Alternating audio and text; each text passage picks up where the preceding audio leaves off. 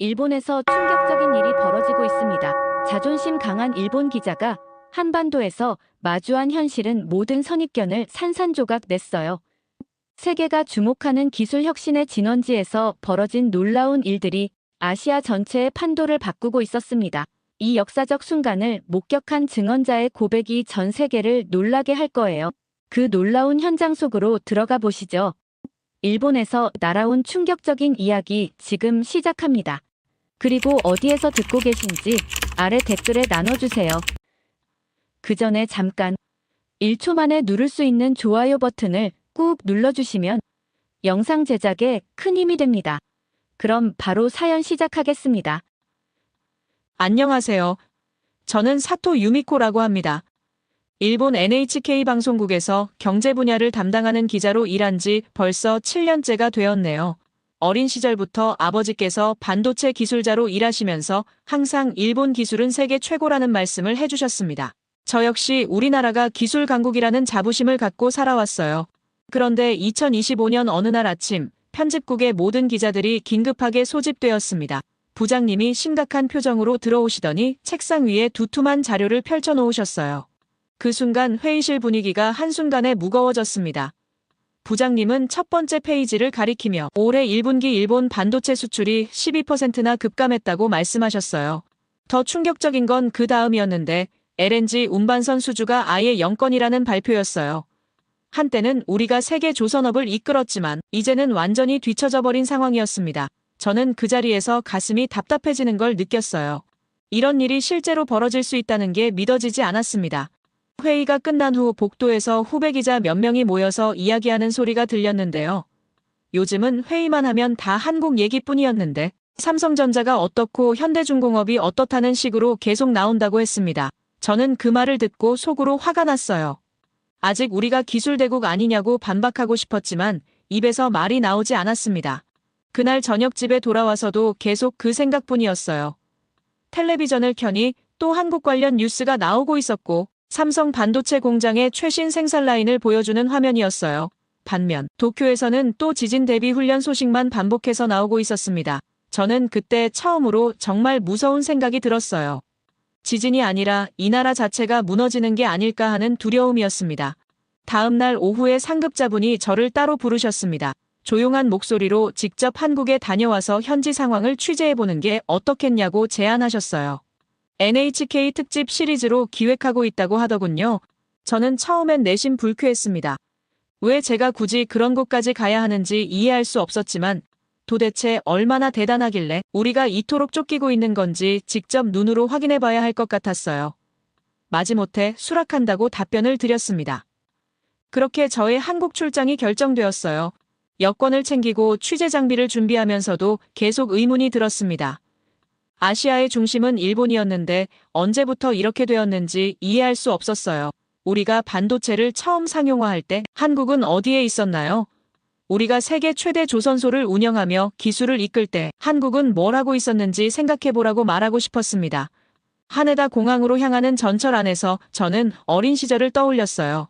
아버지께서 손이 워크맨을 들고 오시던 날이 생각났습니다. 세계 최초라고 자랑스럽게 말씀하시던 모습이 눈에 선했어요. 닌텐도 게임기를 사주시면서 일본 기술은 세계 최고라고 말씀하시던 기억도 났습니다. 공항에서 체크인을 하는 동안에도 마음을 다잡았어요. 승무원분들이 정말 친절하고 스마트하게 안내해 주시는 모습이 고마웠지만 어딘가 모르게 불편한 기분이 들었습니다.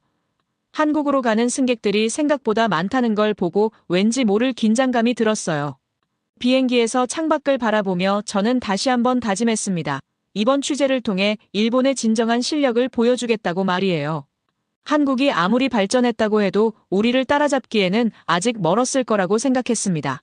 얼마 지나지 않아 기내 안내방송이 나왔어요. 곧 인천국제공항에 도착한다는 내용이었습니다. 생각보다 가까운 거리라는 게 새삼 신기했어요. 저는 가방을 정리하면서 마음을 단단히 먹었습니다. 객관적이고 냉정한 시각으로 모든 걸 살펴보겠다고 다짐했어요. 그런데 비행기에서 내려 공항 안으로 들어서는 순간 저는 완전히 당황하고 말았습니다. 자동 출입국 게이트가 매끄럽게 작동하는 모습을 보고 깜짝 놀랐어요. 얼굴 인식 시스템이 순식간에 제 정보를 확인하는 속도가 상상을 초월했습니다. 더 놀라운 건 공항 전체의 시스템이었어요. 수화물 찾는 곳에서 실시간으로 짐의 위치를 알려주는 디스플레이를 봤습니다. 제가 탄 비행기 번호를 입력하니 몇 분 후에 나온다고 정확히 표시되었어요. 도쿄 공항에서도 본 적 없는 시스템이었습니다. 나는 분명 한국에 도착했는데 눈앞에 펼쳐진 건 미래였어요. 정보와 사람과 기계와 소리, 그 모든 것이 자연스럽게 흘러가는 걸 보면서 이상한 기분이 들었습니다. 지금 우리가 뒤처졌다면 시작은 여기였구나 하는 생각이 머릿속을 스쳤어요. 공항에서 서울 시내로 향하는 지하철에 몸을 맡기면서 저는 계속해서 주변을 살펴봤습니다. 지하철 안내 시스템이 정말 직관적이었어요.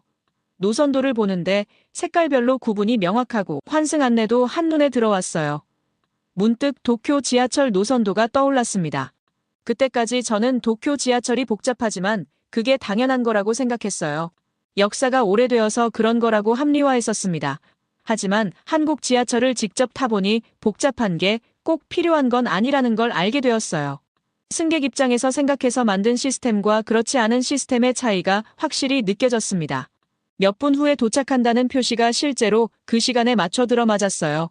승객들도 질서정연하게 타고 내리는 모습이 인상적이었습니다.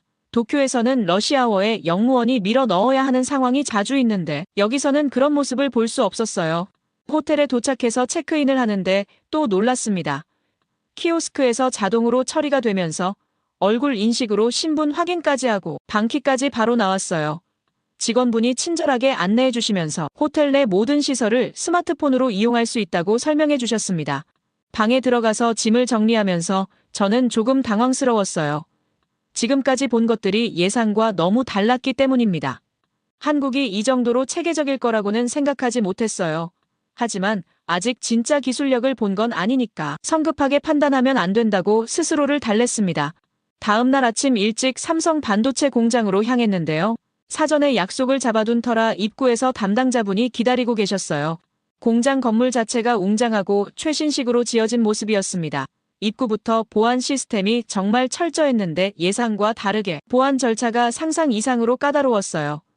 신분증 확인부터 시작해서 지문 인식, 출입 허가서 발급까지 여러 단계를 거쳐야 했습니다.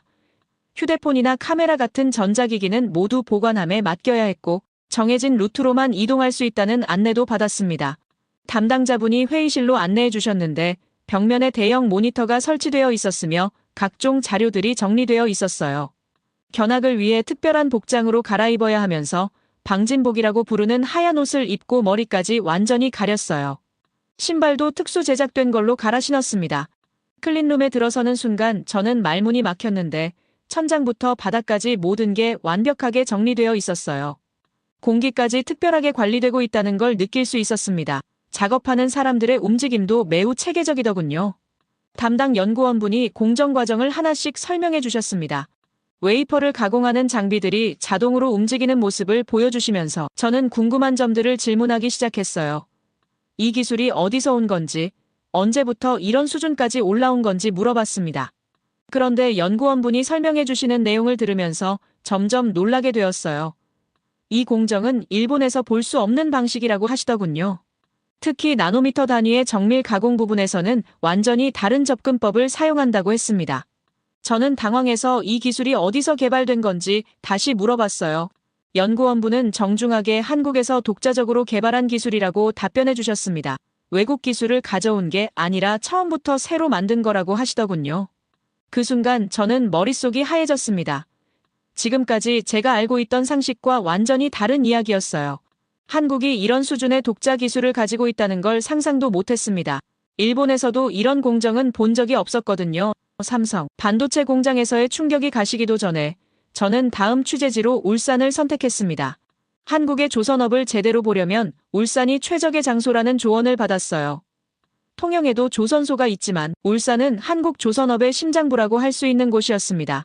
특히 현대중공업은 울산을 한반도 최대 공업도시로 성장시킨 주역이라고 했어요. 울산의 랜드마크나 다름없는 곳이라는 설명을 들었습니다. 한국 고속철도를 타고 울산으로 가는 길에도 계속 어제 본 광경들이 머릿속에서 맴돌았습니다. 정말 일본에서는 볼 수 없는 기술들이었어요. 창밖으로 보이는 풍경을 바라보면서도 마음이 복잡했습니다. 울산역에 도착해서 택시로 현대중공업 조선소로 향했어요. 멀리서부터 거대한 크레인들이 보이더군요. 바다 쪽으로 펼쳐진 조선소의 규모가 정말 엄청났습니다. 도쿄만에서 본 조선소들과는 비교가 안 될 정도로 컸어요. 택시 기사분이 자랑스럽게 세계에서 가장 큰 배들을 여기서 만든다고 말씀하시더군요. 조선소 입구에서 담당자분을 만났습니다. 안전모와 안전복을 착용하고 현장으로 들어갔어요. 용접 소리와 기계 돌아가는 소리가 쿵웅거리는 가운데 LNG 운반선 제작 현장으로 안내받았습니다. 담당자분이 설명해 주시길 현대중공업은 최근까지 대우조선해양인수를 추진했지만 유럽연합에서 독점 우려로 불어되었다고 하더군요. 그럼에도 불구하고 현재 세계 조선업에서 차지하는 위상은 독보적이라고 자신있게 말씀하셨어요. 배의 크기에 먼저 놀랐습니다. 축구장 몇 개를 합친 것보다도 더 큰 규모였어요. 그런데 더 놀라운 건 그 거대한 배를 만드는 과정이 완전히 체계화되어 있다는 점이었습니다. 각 구역마다 정확한 역할 분담이 이루어져 있었어요. 저는 처음에 이 정도는 일본도 할 수 있을 거라고 생각했습니다. 하지만 현장 소장님이 배 내부로 안내해 주시면서 설명을 들으니 생각이 달라졌어요. 특히 LNG를 저장하는 탱크 부분의 용접 기술이 정말 놀라웠습니다. 소장님은 이 용접 정밀도가 얼마나 중요한지 자세히 설명해 주셨어요. 영하 160도의 초저온에서도 견딜 수 있어야 한다고 하시더군요. 조금이라도 틈이 생기면 큰 사고로 이어질 수 있다고 했습니다. 그래서 완벽한 기술이 필요하다고 강조하셨어요. 저는 이런 정밀도를 일본 기술로도 구현할 수 있는지 궁금해서 조심스럽게 물어봤습니다. 소장님은 잠시 생각하시더니 일본은 2016년 이후로 이 분야 수주가 없다고 말씀하셨어요. 그 말을 듣는 순간 제 가슴이 철렁 내려앉았습니다. 더 충격적인 건 그 다음 설명이었는데 현재 전 세계 LNG 운반선의 70% 이상을 한국에서 만들고 있다고 하시더군요. 특히 최신 기술이 적용된 대형 운반선은 거의 한국이 독점하고 있다고 했습니다. 현대중공업만으로도 세계 시장에서 상당한 점유율을 차지하고 있다고 설명해 주셨어요. 저는 그 자리에서 말이 나오지 않았습니다. 한때 일본이 세계 조선업을 이끌었던 시절을 생각하면 믿기 어려운 현실이었어요. 언제부터 이렇게 뒤바뀐 건지 도무지 이해할 수 없었습니다. 일본 조선업의 쇠퇴와 한국 조선업의 급부상이 이렇게 극명하게 대비될 줄은 몰랐어요. 견학이 끝나고 조선소 항구 끝쪽으로 혼자 걸어갔습니다. 바다를 바라보며 멍하니 서 있었어요. 파도 소리만 들리는 가운데 머릿속은 복잡했습니다. 지금까지 제가 믿어왔던 것들이 하나씩 무너지는 기분이었어요. 울산이라는 도시 자체가 현대중공업과 함께 성장해온 모습이 인상적이었습니다. 이 한 기업이 도시 전체를 바꿔놓았다는 사실이 놀라웠어요. 일본에도 그런 기업들이 있었지만 지금은 예전 같지 않다는 생각이 들었습니다. 취재용 카메라를 끄고 조용히 앉아 있었어요. 처음으로 정말 솔직한 마음이 들었습니다. 이런 내용을 기사로 쓴다면 저는 처음으로 진실을 말하게 될 것 같았어요. 지금까지 일본 언론에서 다루지 않았던 현실을 보여주게 될 거라는 생각이 들었습니다. 해가 지면서 조선소의 불빛들이 하나둘 켜지기 시작했어요. 여전히 일하고 있는 사람들의 모습이 보였습니다. 밤늦게까지 배를 만들고 있는 작업자들을 보면서 이상한 감정이 들었어요. 이 사람들이 만드는 배가 전 세계 바다를 누비고 있다는 게 실감이 났습니다. 그렇게 조선소에서의 일정을 마무리한 다음 이튿날 서울로 돌아와서 서울대학교로 향했습니다. 반도체 연구 캠퍼스를 견학하기로 약속이 되어 있었어요. 택시를 타고 가면서도 어제 울산에서 본 광경들이 계속 떠올랐습니다. 과연 대학에서는 어떤 모습을 보게 될지 궁금했어요. 캠퍼스에 도착해서 연구관 건물로 들어갔는데 로비부터 최신식 장비들이 전시되어 있더군요. 학생들이 만든 작품들도 함께 놓여 있었어요. 담당 교수님이 직접 나와서 안내해 주셨습니다. 서울대라는 이름에 걸맞게 시설 규모가 정말 인상적이었어요. 연구실로 올라가는 엘리베이터 안에서 교수님이 설명해 주셨습니다. 이곳에서는 차세대 반도체 기술을 연구하고 있다고 하시더군요. 학생들이 직접 설계부터 제작까지 모든 과정에 참여한다고 했어요. 실무 경험을 쌓는 게 중요하다고 강조하셨습니다. 연구실 문을 열고 들어서는 순간 저는 깜짝 놀랐어요. 학생들이 정말 진지하게 실험하고 있었습니다. 현미경을 들여다보면서 뭔가를 측정하는 학생도 있고 컴퓨터로 복잡한 계산을 하는 학생도 있었어요. 모든 사람의 표정이 집중되어 있더군요. 한 학생이 반도체 기판 위에 미세한 회로를 새기는 작업을 하고 있었습니다. 손끝으로 정밀하게 조작하는 모습이 마치 예술 작품을 만드는 것 같았어요. 저는 그 학생 옆에서 한참 지켜봤습니다. 몇 시간째 같은 작업을 반복하고 있는데도 지치지 않는 모습이었어요. 교수님이 실습 과정을 하나씩 보여주셨습니다. 학생들이 직접 칩을 설계하고 제작해보는 과정이었어요. 이론만 배우는 게 아니라 실제로 손으로 만져보면서 배운다고 하시더군요. 그래야 진짜 기술을 이해할 수 있다고 말씀하셨습니다. 저는 문득 도쿄대학교 연구실이 떠올랐어요. 거기서도 비슷한 실험들을 하고 있었지만 뭔가 다른 느낌이었습니다. 일본 학생들은 정해진 과제를 수행하는 느낌이었다면 여기 학생들은 스스로 목표를 정하고 달려가는 모습이었어요. 그 차이가 선명하게 보였습니다.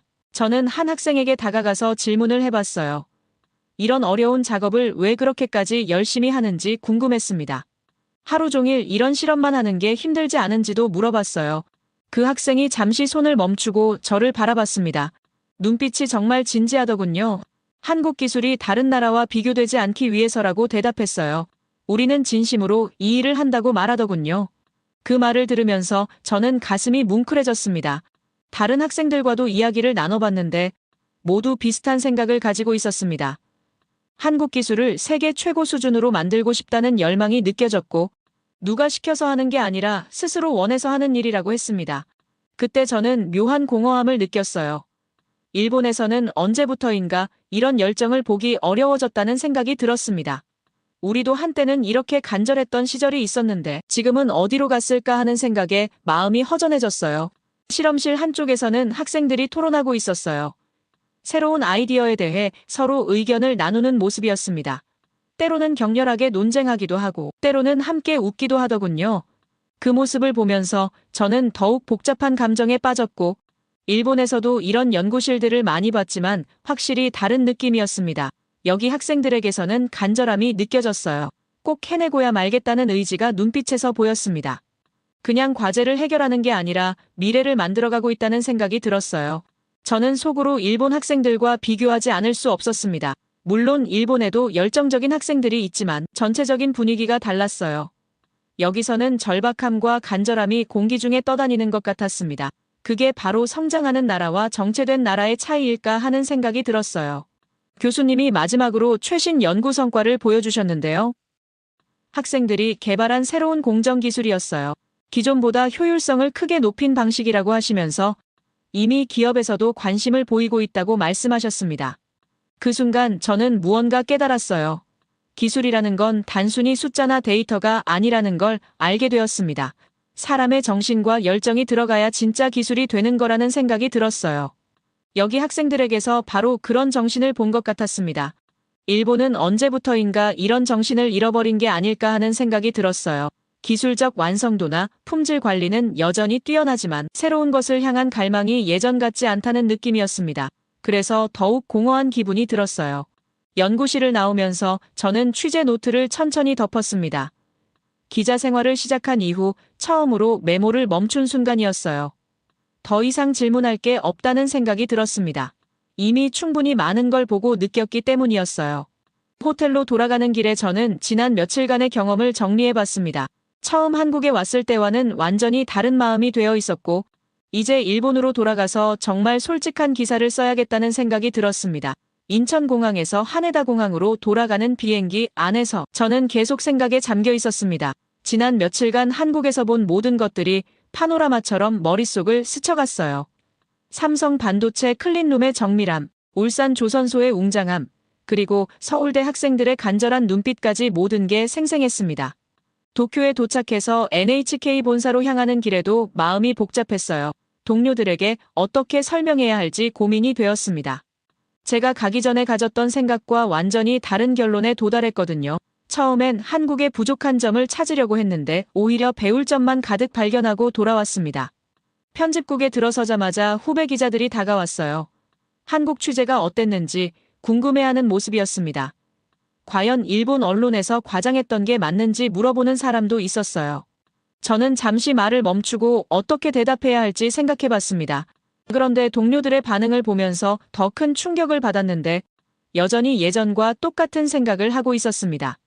한국이 발전했다고 해도 결국 일본을 따라올 뿐이라는 식으로 말하는 사람들이 있었어요.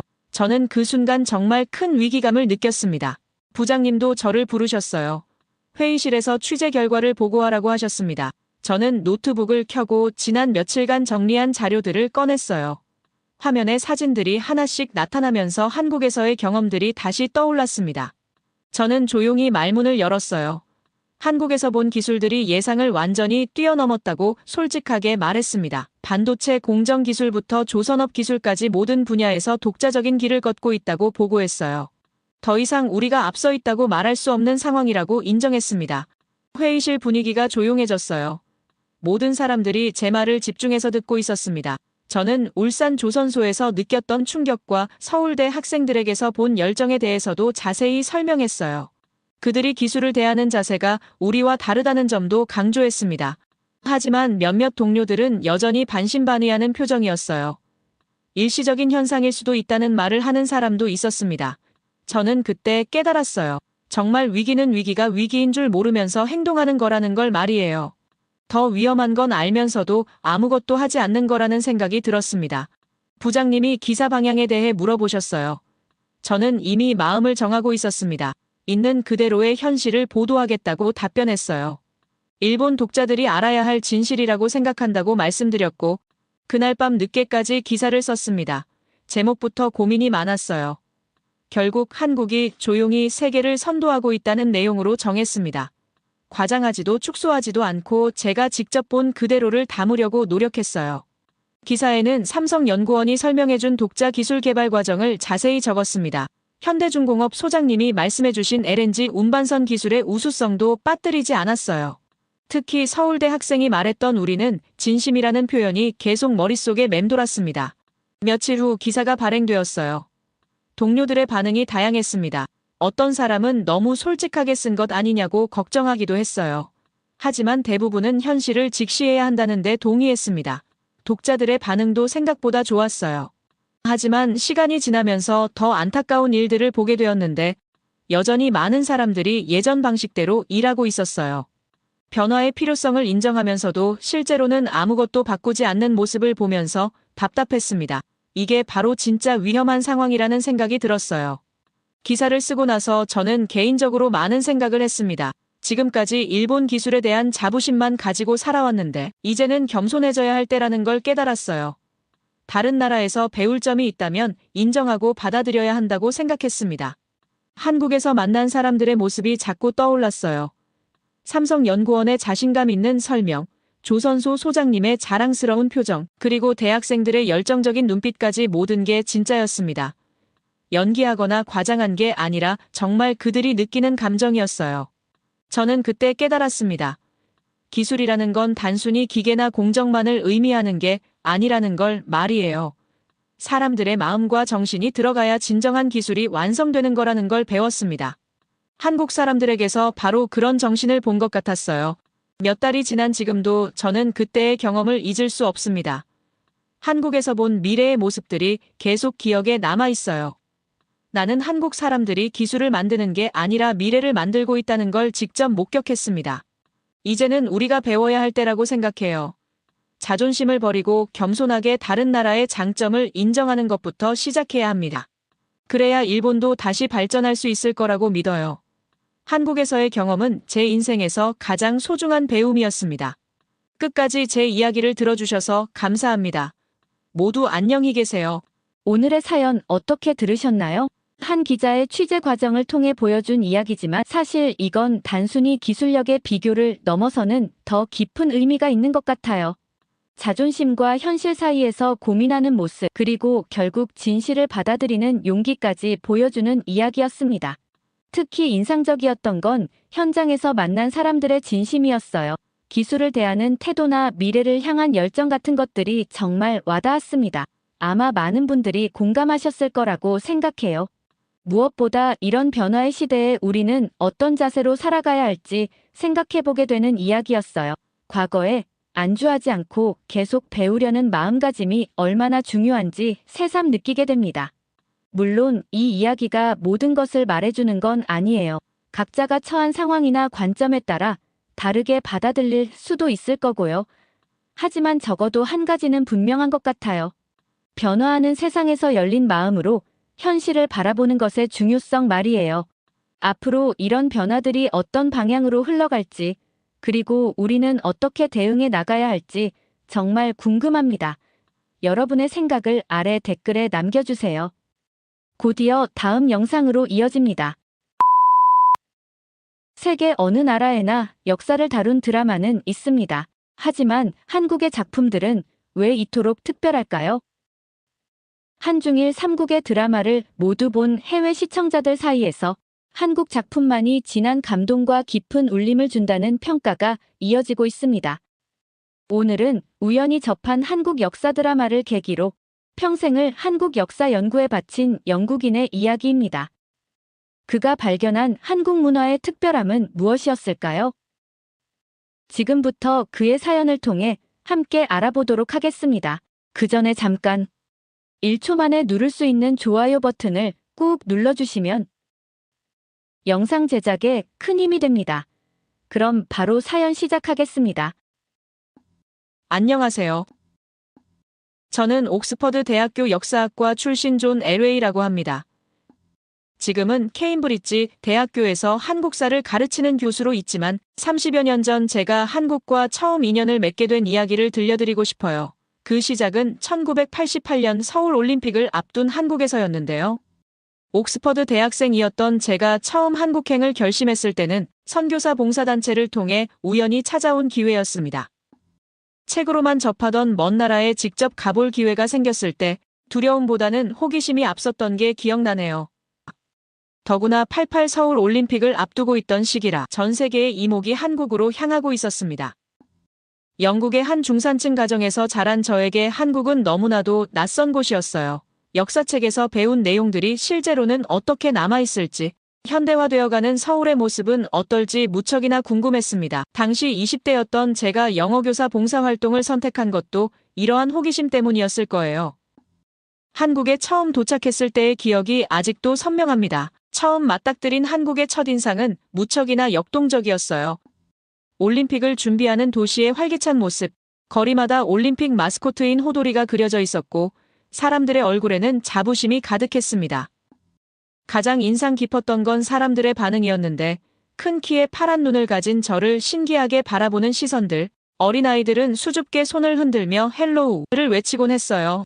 처음에는 당황스러웠지만 그들의 순수한 관심이 오히려 저를 편안하게 만들어 주었습니다. 길을 헤매고 있을 때면 누군가 다가와 서툰 영어로 도움을 주려 애쓰는 모습에서 따뜻함이 느껴졌어요. 지하철에서 마주친 할머니께서 환하게 웃으시면서 건네주신 귤 한 알의 정성이 지금도 잊히지 않습니다.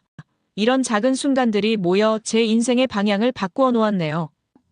처음 하숙집에 도착했을 때의 기억이 아직도 생생한데 좁은 골목길을 따라 들어가던 그 순간 낯선 풍경임에도 불구하고 묘한 친근감이 느껴졌어요.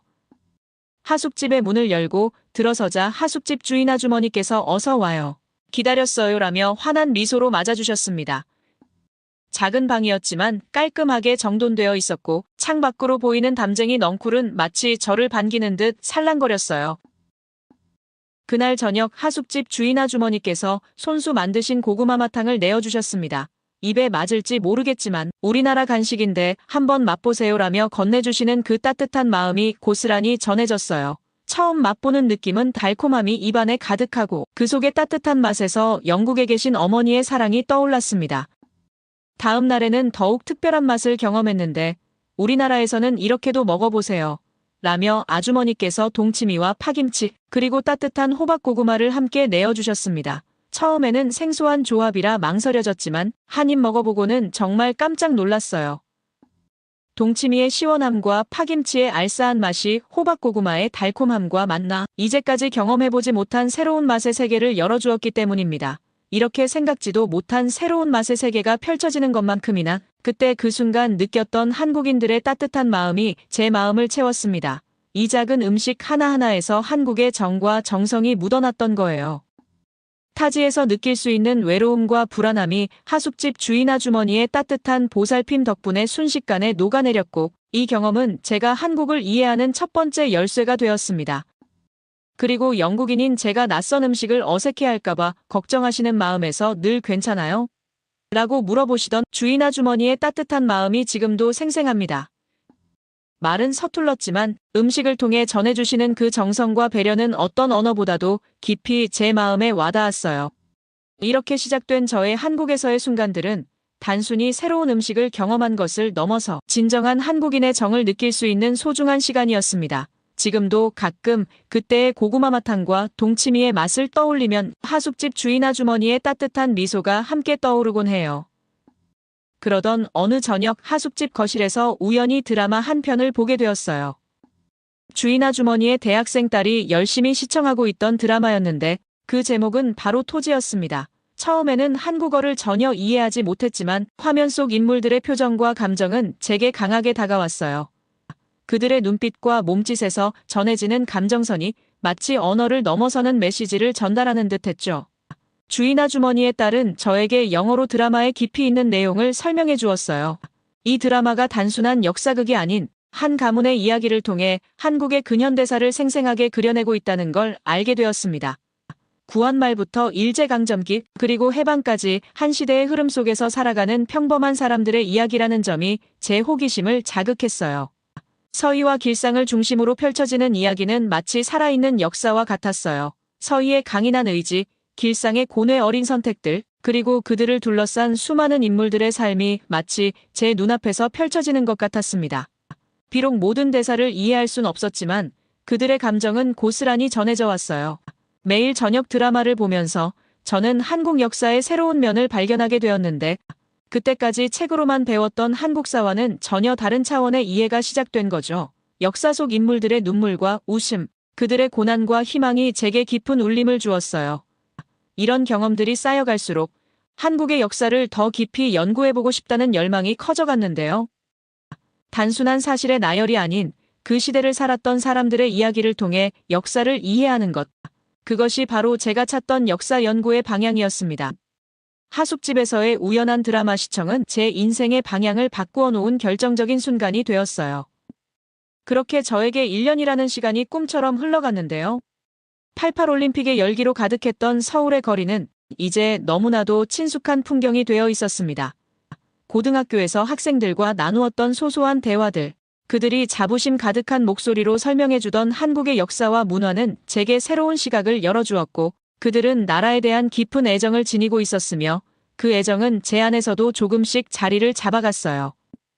영국으로 돌아가기 전날 저녁 주인 아주머니께서 마지막 저녁을 차려주셨는데 이제 우리 딸이 둘이나 됐네라며 환하게 웃으시던 그 모습이 아직도 선명하게 떠오릅니다. 1년 동안 매일 아침 저녁으로 차려주시던 따뜻한 밥상, 밤늦게 집에 들어올 때마다 걱정하며 기다려주시던 마음이 마음 깊이 남아있었죠. 그 따뜻한 온기 속에서 나는 고향의 향기처럼 안락함을 느꼈어요. 식사를 마친 후 하숙집 주인 아주머니께서 조심스럽게 편지 한 통을 내미셨습니다. 딸에게 배우신 듯한 서툰 알파벳으로 I love you, 잔 LA라고 적혀 있었고 그 아래에는 한글로 정성스럽게 다음에 꼭 다시 만나 라는 문장이 써 있었어요. 삐뚤빼뚤한 글씨였지만 그 정성이 가득 담긴 편지는 제 마음을 뭉클하게 만들었습니다. 대학생 딸이 어머니가 일주일 동안 매일 밤 연습하셨어요 라고 귀띔해 주었을 때 제 눈시울이 붉어졌어요. 그토록 바쁜 와중에도 이런 마음을 전하고 싶으셨다는 게 가슴 깊이 와닿았습니다.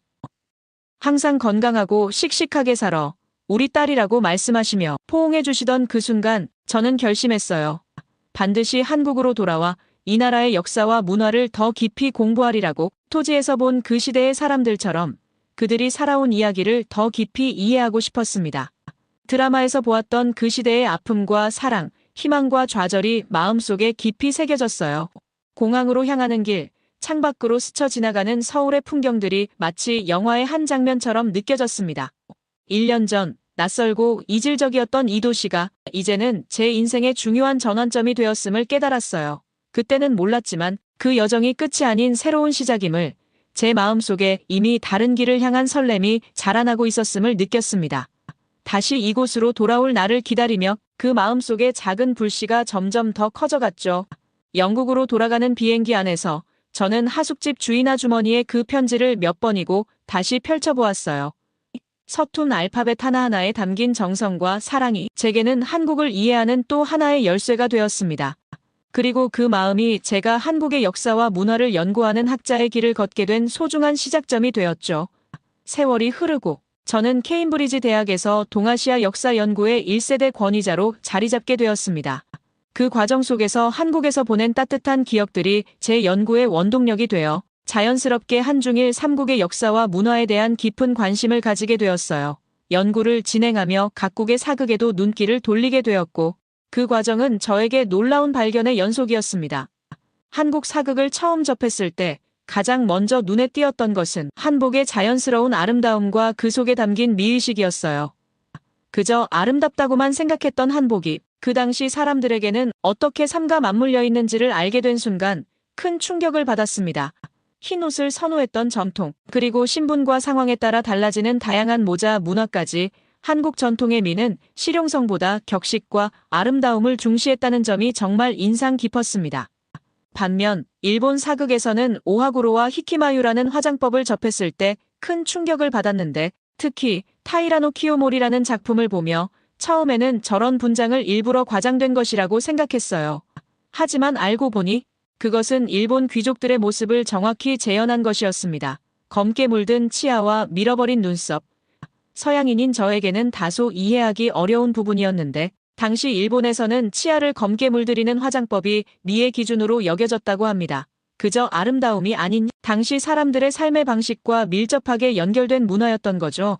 그리고 눈썹을 새롭게 그리는 히키마유 역시 귀족들의 고풍스러움을 상징하는 특징이었는데 일본에서 귀족이나 고풍스러운 이미지를 가진 캐릭터들은 거의 다 이런 모습을 하고 있습니다. 저는 이런 모습들을 보면서 스토리가 눈에 보이는 것이 아니라 마치 공포 영화처럼 느껴졌어요. 그리고 중국 사극을 보았을 때도 충격을 받았습니다. 먼저 눈에 띄었던 것은 청나라 시대의 변발이었죠. 배우들이 실제로 머리를 깎아야 할 정도로 고증에 충실해야 했다는 사실이 놀라웠어요. 앞서 말했듯이 중국 사극의 변발이나 일본의 촌마개 같은 전통적인 헤어스타일은 실용적인 이유로 시작된 것이라 알고 있는데 그 모습을 실제로 재현한 것이 다른 시청자들에게는 다소 거부감을 줄 수밖에 없겠다고 생각이 들었습니다. 그러면서 제가 본격적으로 한국 사극을 연구하게 되었는데 한류가 본격적으로 시작되던 2000년대 초반의 변화를 지켜보았어요. 한국 사극이 아시아를 넘어 세계로 뻗어나가는 과정이 정말 인상적이었습니다. 허준을 시작으로 대장금이 중동과 아프리카까지 사로잡는 모습을 보며 한국 사극만의 특별한 매력이 무엇인지 깊이 연구하게 되었어요. 허준은 한방의학의 가치를 새롭게 조명하며 63.7%라는 경이로운 시청률을 한국에서 기록했을 때 저는 이것이 단순한 인기가 아닌 우리 모두의 삶과 맞닿아 있는 이야기였기에 가능했다고 생각합니다. 그리고 태조왕건은 고려 건국의 역사를 섬세하게 그려내며 외교와 정치의 드라마를 보여주었는데 특히 대장금은 여성 의녀의 성장기를 통해 전 세계인의 마음을 사로잡았습니다. 음식과 의술이라는 보편적 주제를 한국만의 방식으로 풀어낸 점이 그 비결이라고 생각이 들었어요. 그리고 주몽에서 그려진 영웅의 고뇌와 성장은 신화적 서사를 현대적으로 재해석한 좋은 예시였는데 흥미로운 사실은 주몽의 이야기에서 선과 악의 뚜렷한 구분과 선이 승리하는 플롯은 한국 사극의 핵심적인 매력 중 하나인데 서남아시아 국가 중 이란 사회에서도 매우 큰 공감을 얻었다고 합니다. 드라마 주몽이 열풍을 일으켰을 당시 이란 사람들은 자신들이 좋아하지 않는 독재자들을 극중의 악역인 대소에 비유하며 이란의 정치인들조차 자신들을 주몽에 비유하기도 했고 이란 사회에서 영웅대적의 신화는 단순히 드라마적 서사에 그치지 않으며 선이 악을 이기는 이야기는 먼 나라 이란에서도 깊은 울림을 주었다고 해요. 이들의 정치적 현실과 맞물려 큰 반향을 일으켰습니다. 그리고 넷플릭스 킹덤처럼 전통 사극에 새로운 요소를 더한 작품들이 새로운 관점을 통해 세계적인 주목을 받고 있어요. 이처럼 한국 사극은 전통을 지키면서도 끊임없이 새로운 시도를 해왔습니다. 역사를 다루는 드라마는 어느 나라에나 있지만 한국 사극만큼 남녀노소 모두가 함께 즐길 수 있는 작품은 드물다고 생각해요. 각 시대의 의미 있는 이야기들을 현대인의 눈높이에 맞춰 재해석하면서도 우리 전통의 아름다움을 잃지 않았기 때문이죠. 무엇보다 제가 한국 사극의 진정한 가치를 발견하게 된 것은 불멸의 이순신을 통해서였는데요. 역사 연구자로서 이순신 장군에 대해 많은 자료를 접했지만 드라마는 제게 전혀 다른 차원의 깨달음을 주었어요. 이 드라마는 단순히 역사적 사건이나 인물의 재현을 넘어 인간 이순신의 깊은 내면과 그의 결단을 진지하게 다뤄 많은 사람들에게 큰 영향을 미쳤는데, 이순신 장군이 보여준 지도자로서의 품성은 단지 군사적인 전략을 넘어서 인간적인 면에서 깊은 울림을 주었습니다. 신에게는 아직 12척의 배가 남아 있습니다. 라는 유명한 대사는 단순한 전투의 다짐이 아니라 절망적인 상황에서도 포기하지 않고 끝까지 희망을 잃지 않겠다는 의지를 다지는 순간이라고 생각해요. 이 모습은 인간 이순신의 고뇌와 결단을 잘 보여줍니다. 전쟁의 승패가 명확하지 않음에도 불구하고 그는 자신이 할 수 있는 모든 것을 다해 싸울 준비를 하며 책임감을 갖고 이끌어 나갔습니다. 특히 양천을 가리지 않고 지휘관을 선발하겠다는 이순신의 혁신적인 생각은 신분제도가 엄격했던 조선시대에 매우 파격적이면서도 시대를 앞선 것이었어요. 그는 실력과 충성심을 중시하며 계급과 출신에 관계없이 진정으로 나라를 위해 싸울 수 있는 인물을 선택하는 방식을 택했고, 이는 공정성과 실용성을 중시하는 접근 방식으로 그가 진정으로 신뢰할 수 있는 사람들을 고른다는 점에서 큰 의미가 있었습니다. 더불어 이 드라마에서 김명민이 연기한 이순신 장군의 모습은 단순히 영웅적인 면모만을 강조한 것이 아니라 한 인간으로서 겪는 고뇌와 갈등, 그리고 성장을 잘 표현했다고 생각합니다. 이순신이 보여준 내면의 복잡함과 그의 결단은 그가 단지 역사 속의 영웅이 아닌 시대를 초월한 인간적인 영웅이라는 사실을 느끼게 해주었습니다. 불멸의 이순신에서 보여주는 결단력과 용기는 영국의 넬슨 제독과 비교할 수 있을 것 같아요. 넬슨 제독은 영국 해군의 역사에서 가장 위대한 인물 중 하나로 손꼽히며 그의 지도 방식은 이순신 장군과 비슷한 점이 많습니다. 두 사람 모두 불리한 상황에서도 결단력 있는 모습을 발휘했고 극한의 위기 속에서도 결코 포기하지 않았어요. 넬슨 제독이 트라팔가르 해전에서 승리를 거두며 영국의 해군은 결코 항복하지 않는다는 결의를 다졌던 것처럼 이순신 장군 역시 명량대첩에서 절대 포기하지 않고 12척의 배로 330척의 왜군을 맞서 싸웠습니다. 이처럼 두 사람은 승리를 예고할 수 없는 상황에서도 불리한 환경 속에서 자신의 신념과 병사들을 믿고 싸워 이끈 진정한 지도자였어요. 또한 넬슨 제독은 승리 후에도 겸손함을 잃지 않았고 그가 이루어낸 위대한 업적은 진정으로 영국을 위한 일을 했다는 믿음에서 비롯된 것입니다. 마찬가지로 이순신 장군도 승리 후 자신의 공을 떠넘기지 않고 병사들과 함께 이룬 승리로 나라를 지켰다는 점에서 공통점이 있습니다.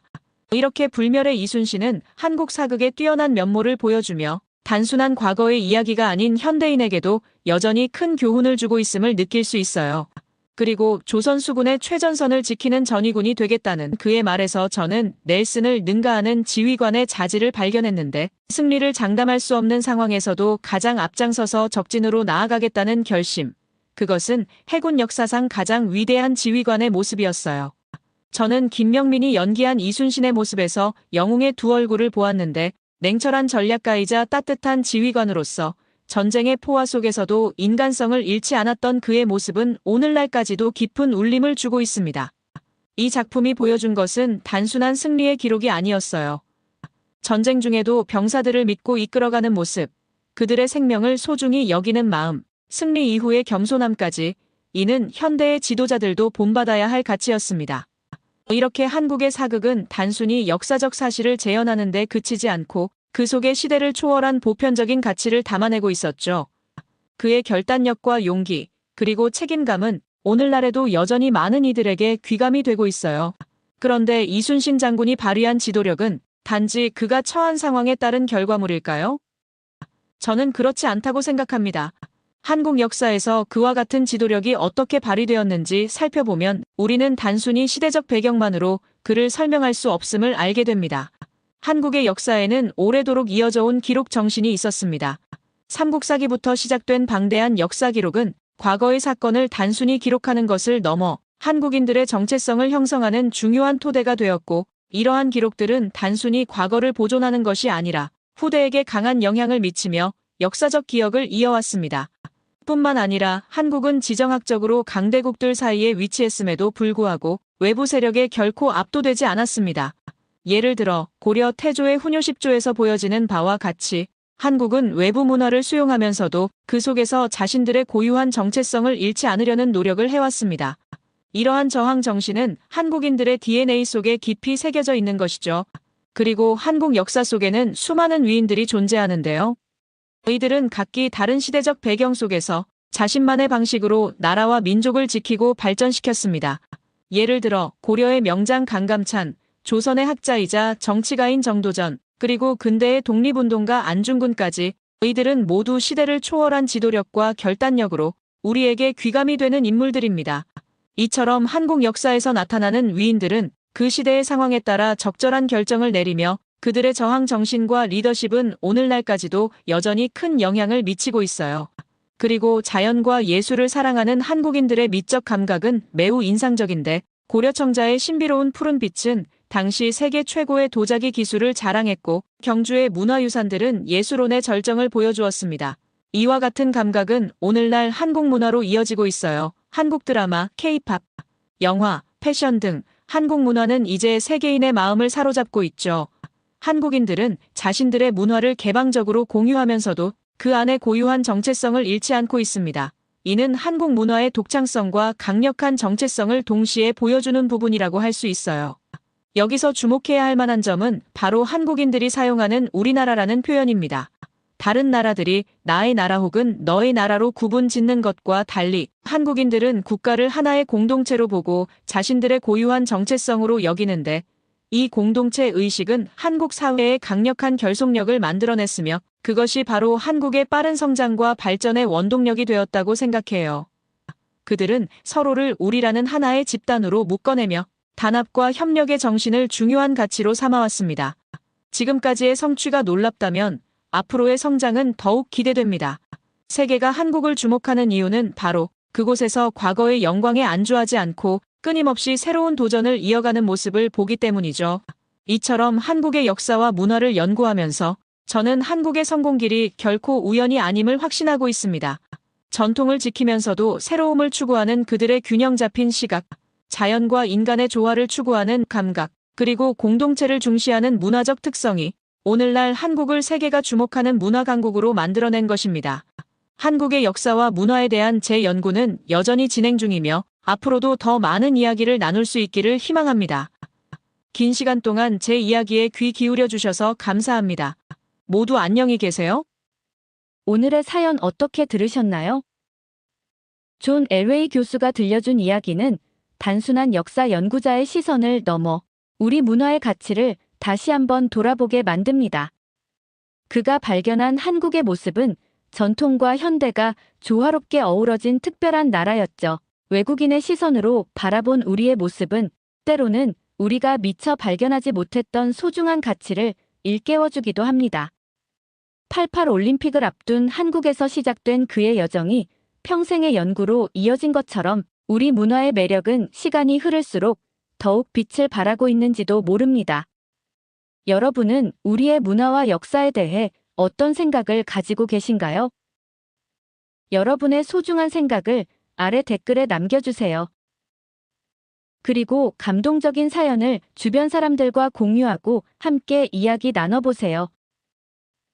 마지막으로 1초밖에 걸리지 않는 구독과 좋아요, 알림 설정은 영상 제작에 큰 힘이 됩니다.